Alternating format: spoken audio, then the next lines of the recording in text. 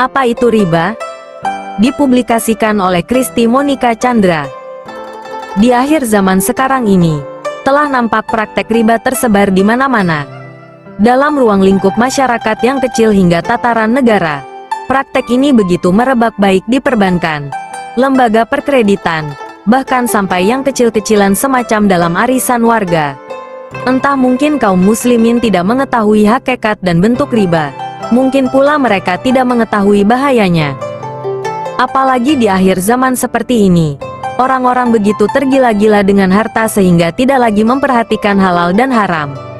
Sungguh, benarlah sabda Nabi kita Shallallahu Alaihi Wasallam, akan datang suatu zaman di mana manusia tidak lagi peduli dari mana mereka mendapatkan harta, apakah dari usaha yang halal atau haram. Hari Bukhari No. 2083. Oleh karena itu, sangat penting sekali materi diketengahkan agar kaum muslimin tahu apa yang dimaksud dengan riba, apa saja bentuknya dan bagaimana dampak bahayanya. Allahumma yasir wa ain, ya Allah, mudahkanlah kami dan tolonglah kami dalam menyelesaikan pembahasan ini. Seorang pedagang haruslah memahami hakikat riba.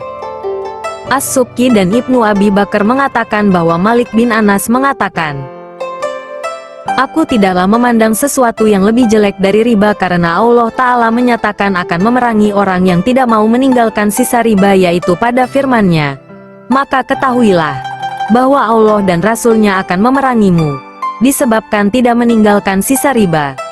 Qs. Al-Baqarah 279.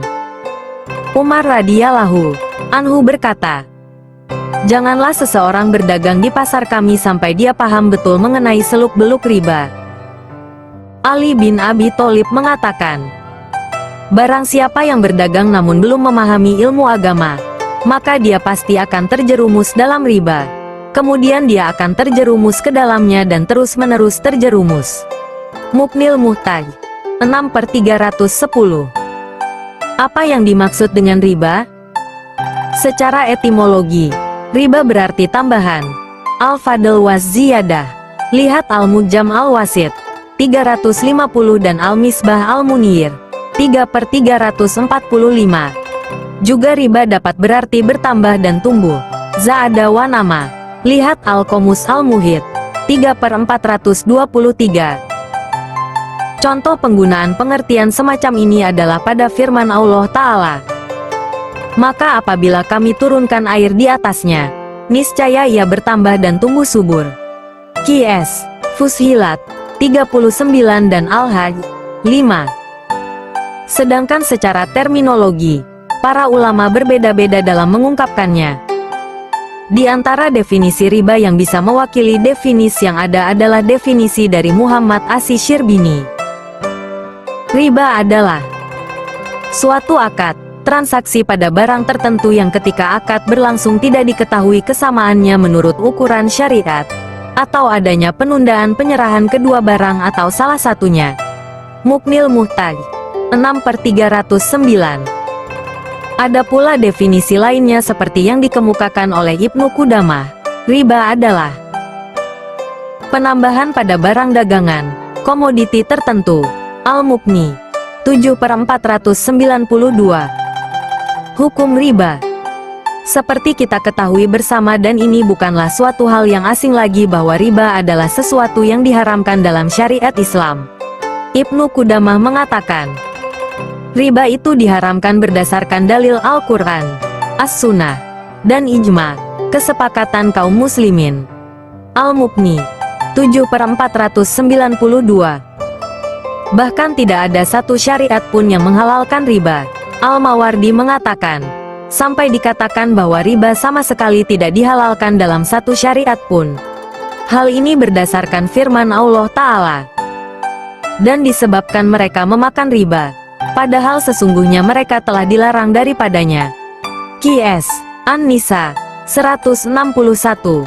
Maksudnya adalah riba ini sudah dilarang sejak dahulu pada syariat sebelum Islam. Muknil Muhtaj 6/309. Di antara dalil Al-Quran yang mengharamkan bentuk riba adalah firman Allah Ta'ala, "Hai orang-orang yang beriman, Janganlah kamu memakan riba dengan berlipat ganda dan bertakwalah kamu kepada Allah supaya kamu mendapat keberuntungan. Qs. Ali Imran 130. Padahal Allah telah menghalalkan jual beli dan mengharamkan riba. Qs. Al-Baqarah 275. Di antara dalil haramnya riba dari As-Sunnah adalah sabda Nabi Shallallahu Alaihi Wasallam yang menunjukkan bahwa memakan riba termasuk dosa besar. Dari Abu Hurairah, Nabi Shallallahu Alaihi Wasallam bersabda, "Jauhilah 7 dosa besar yang akan menjerumuskan pelakunya dalam neraka." Para sahabat bertanya, "Wahai Rasulullah, apa saja dosa-dosa tersebut?" Beliau mengatakan, 1. Menyekutukan Allah. 2. Sihir. 3. Membunuh jiwa yang diharamkan oleh Allah kecuali dengan alasan yang dibenarkan. 4. Memakan harta anak yatim. 5. Memakan riba. 6. Melarikan diri dari medan peperangan. 7. Menuduh wanita yang menjaga kehormatannya bahwa ia dituduh berzina. Hari Bukhari No 2766 dan Muslim No 89. Nabi Shallallahu Alaihi Wasallam pun melaknat para rentenir, pemakan riba, yang mencari pinjaman dari riba. Bahkan setiap orang yang ikut menolong dalam muamalah ribawi juga ikut terlaknat. Dari Jabir bin Abdillah, beliau berkata, Rasulullah Shallallahu Alaihi Wasallam melaknat pemakan riba, rentenir, orang yang menyerahkan riba, nasabah, pencatat riba, sekretaris, dan 2 orang saksinya. Beliau mengatakan, mereka semua itu sama. Hari Muslim No 1598.